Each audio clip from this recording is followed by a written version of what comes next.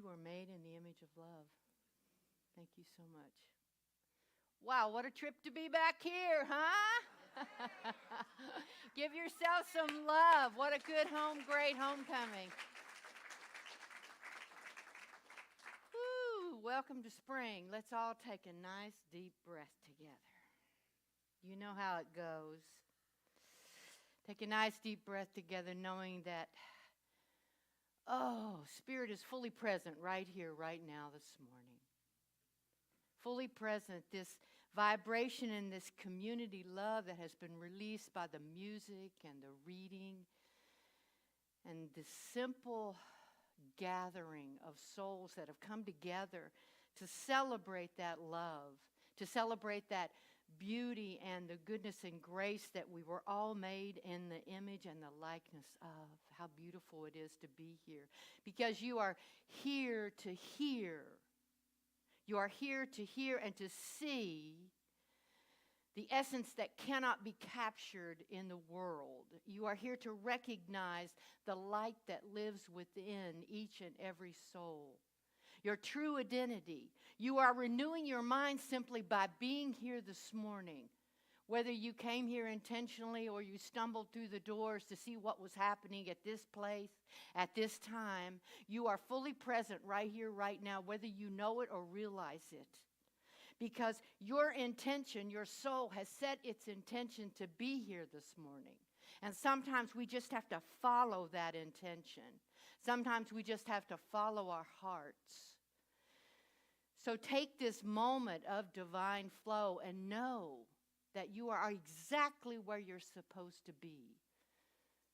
It doesn't matter what time it is. Spirit does not know age. It does not know time. It only knows this moment. It only knows this moment that is resonating in and through in each and every one of us. It is that vibration of the awareness of the divine spark that is right here, right now. As we hold our family in grace, as we hold our lives in grace, as we send our prayers out to Rainbow and her family, we know that right here, right now, and right where Louise Weldon, that God is. And we know that life is eternal. Don't let me get in on my prayer already. Because that's what's happening, because I'm getting this download. You know what happens when I get a download? It's telling me, I'm just open to receive. And let's all be open to receive the goodness and the grace that is happening right now. Stand with me in that promise and let go of anything that would stand in the way of being right here, right now, that would stand in the way of knowing the truth of the essence of each and every soul here this morning. Let go of anything, surrender anything that is not your highest good right now. Because by being here this morning, what is happening is you are restarting your life. This is the first day of the rest of your life. Know that and stand in the power of that, because the universal intentionality is recognizing who you are. The love that comes from deep within. Because all is well with my soul this morning. All is well with my soul. And if I know that it is well with my soul, I can reflect that back to you. And I can comfortably stand in saying that all is well with our souls right now. Oh, man.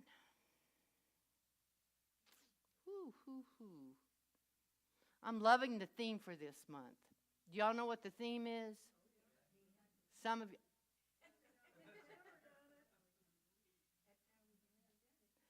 That's how we've never done it. I love that. So I went back and I listened to some of the talks that Reverend Rainbow has been sharing with you all, and I just want to take a moment to sum that up in a sentence. Good morning, Mary. How are you this morning? It's good to see you. I'm great. I'm the grand poobah.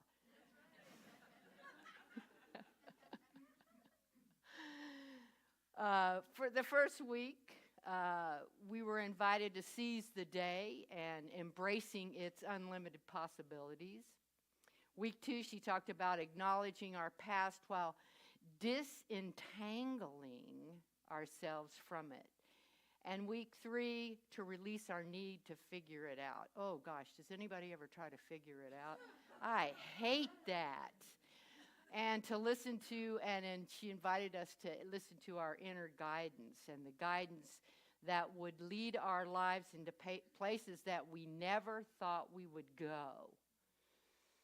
And this week, it's new now and what's next, which is really an invitation to simply ground ourselves in the truth of who we are. You know why? Because everything starts and ends with the belief we hold about ourselves, whether conscious or unconscious. And you can think about it this way. To ground ourselves in the truth of who we are is to honor the divinity that resides within us. It's to acknowledge our intrinsic worthiness and to reclaim our power as creators of our own reality. And it is a radical act of self-love in a world that often seeks to diminish our light. In the hustle of life, you see, it's easy to lose sight of who we are, of this inner sanctuary, to become entangled in this web of identities that society weaves around us. We may find ourselves defined by our roles, our professions, our relationships, or even our possessions. Yet beneath all of those layers lies the untainted truth of our existence. And it's waiting patiently to be acknowledged. It's waiting for us to wake up to the truth of who we are and to embrace that. To ground ourselves in this truth, you see, is to embark on a journey of self-discovery. And it's a journey that requires courage. Don't make any mistake about it. It requires courage. It requires honesty. And it requires introspection. It's a journey of stripping away the masks that we wear, the masks that obscure the brilliance of our true selves. It's a journey of peeling back the layers of conditioning and societal expectations to reveal the raw beauty that lies beneath and within all of us. Am I making sense here? All right then. Because if I'm not, raise your hand. So let me break it down.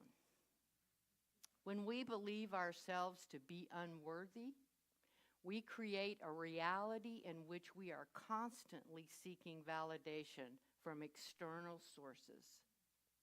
So what happens is everything from this external source will show up in our lives to support our belief in our unworthiness.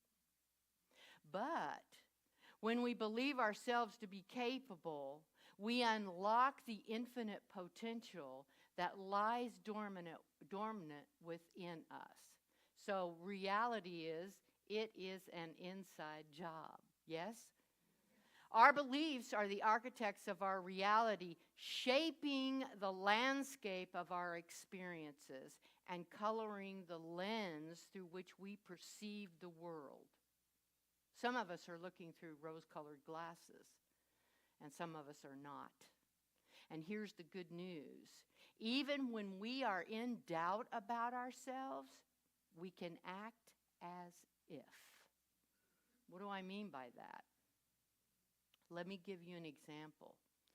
When I retired in 2022 and I lost my mind and ran for spiritual leader of the whole organization, I had to be willing to step into a role that was far beyond anything I had ever thought I was capable of doing.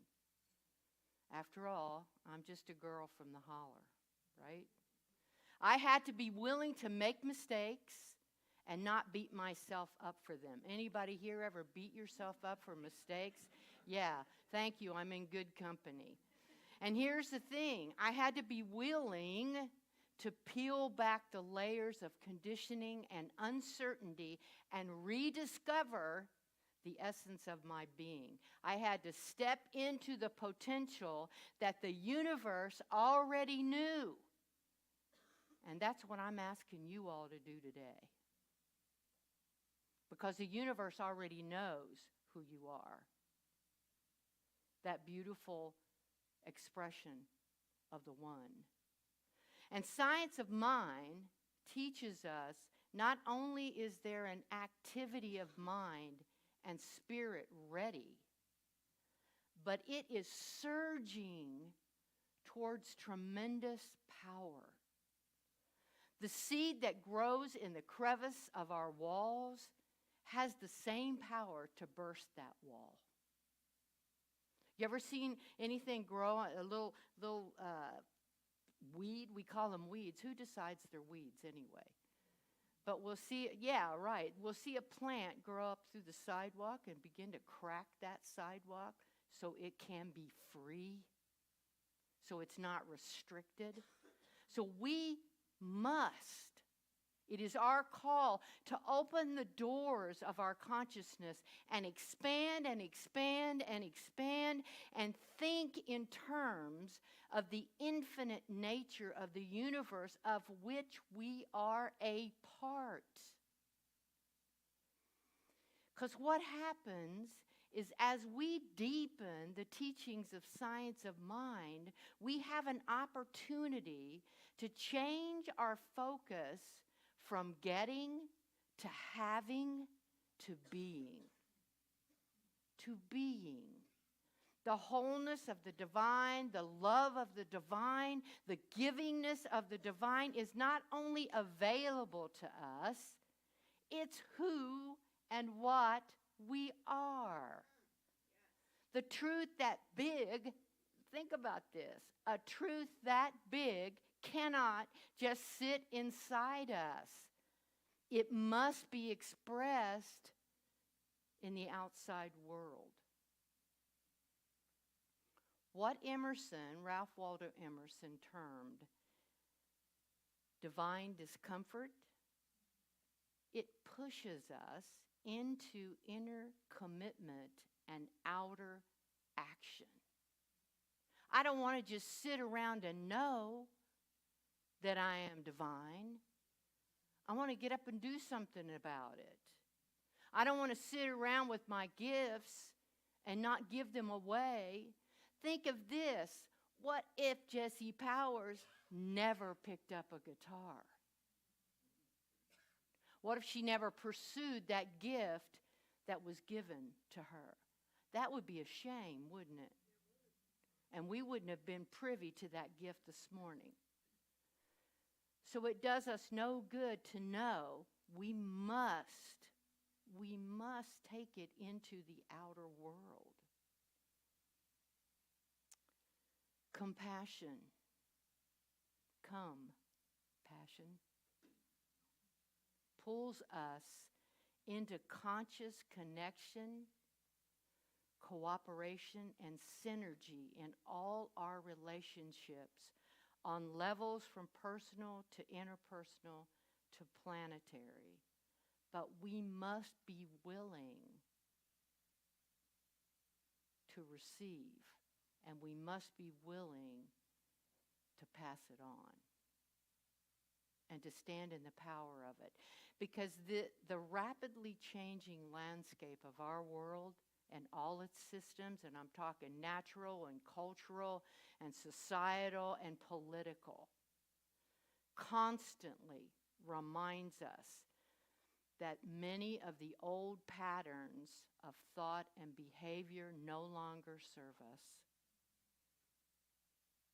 New situations that are occurring every day demand new creativity, new teachability, and new vision. And Spirit invites us to open our minds and our hearts to the next steps. And the next step is to lean into the question, what is mine to do? What is mine to do? And then commit to acting upon the question. Boy, I'll tell you, sometimes Spirit tells me things that I just want to say, what the hell? You know what I'm saying? What are you trying to get me to do here? Right? You know, the universe always says yes. Yes? But do we always say yes?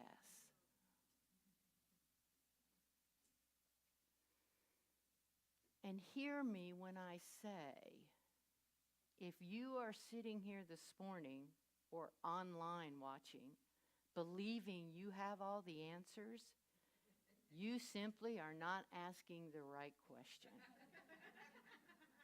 You know what I'm saying? And guess what?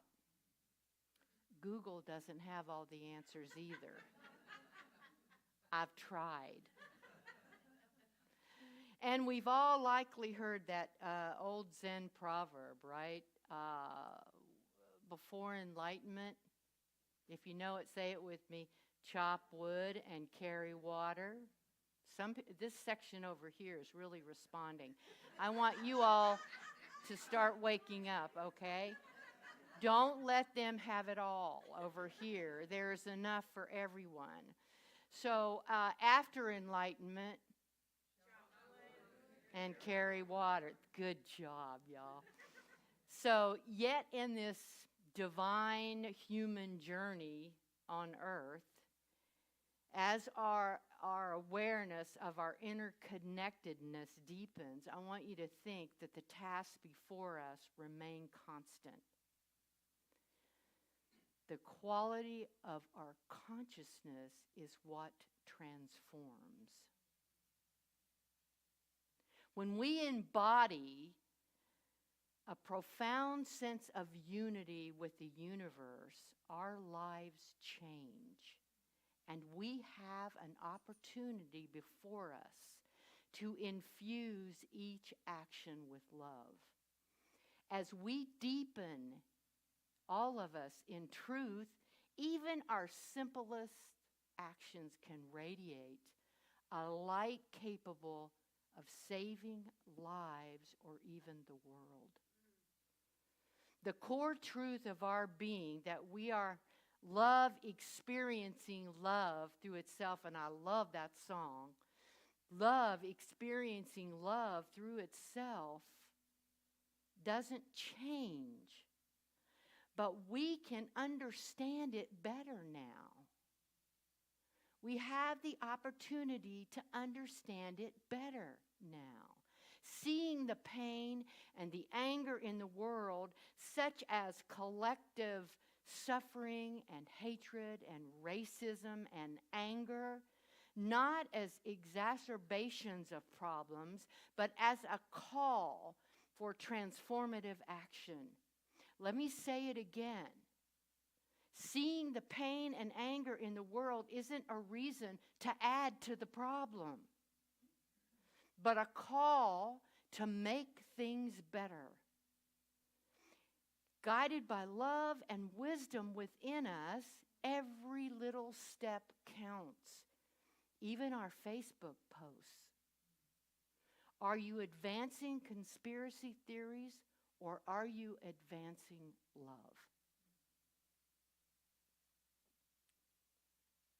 Here's the thing I want to leave you with. As we delve deeper into the essence of our being, unlocking the truth of who we are, a profound transformation begins to unfold within us. With each step on this journey, we find ourselves shedding the weight of burdens we once carried, replaced instead with a lightness of being that permeates every aspect of our lives. There's an opportunity here for joy and liberation to accompany this understanding, as if we have been unshackled from the confines of our own limitations and beliefs. of our own thinking that we don't deserve this, of our own thinking that we're limited. In this state of expanded awareness, we're able, you see, when we download the truth, when we embody the truth of who we are, what happens is we're able to recognize the subtle yet universal guidance of the divine. We begin to hear the voice, and I'm not talking about hearing voices. I'm talking about the source, right? We begin to open up and hear the guidance of the divine. It's as though a veil has been lifted, revealing the intricate tapestry of support and direction that has always been there, that has always surrounded us. But sometimes in our lives, it's been hidden from view. So the time to open our eyes is now. Where once we encountered boundaries and barriers erected by the ego's fear and insecurity, what happens is love becomes the guiding force in our lives, infusing our thoughts, words, and actions with its unwavering presence. And what happens with that is we begin to make decisions and choices in our lives out of love, not out of fear and ego. We begin to walk the path that so many have walked before, which is the truth that we are indeed beautiful and amazing and wonderful, intelligent, full of life and love beings. We begin to navigate the world from a place of compassion and understanding, seeing the interconnectedness of all things and recognizing our role in the grand symphony of existence. As we continue on this journey of self-discovery, we find ourselves drawn to new pathways of growth and evolution, and yes, places we never thought we would go or be again. We will no longer be content to simply drift through life. But instead, we actively seek out opportunities to align ourselves with our highest good and to express our truest, authentic selves in every moment of our existence. And we can remember, all of us, at the core of our being lies a divine spark, a unique expression of the one from which all life emanates. No one does it like you. We may have similar gifts, but no one does it like you. It's a realization that fills us with a sense of meaning, inspiring us to step boldly into the world and take action at our highest level. When we pose the question, what is mine to do? Oh my goodness. We open ourselves to the guidance of the divine, trusting that we don't have to immediately know how, because the answers will come in our own time and in their own way. And when they do, we shall be ready to embrace them wholeheartedly, knowing that we have the strength and the courage to follow wherever they may lead. In the words of Will Rogers, some of you may remember him, even if you're on the right track, you'll get run over if you just sit there.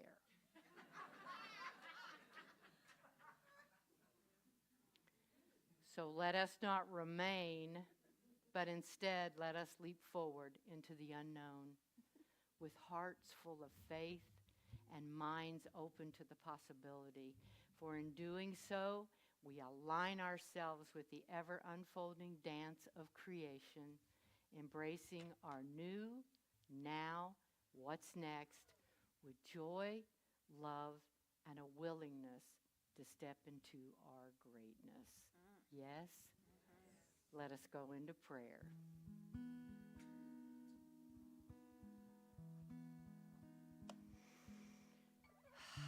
Taking that deep breath again.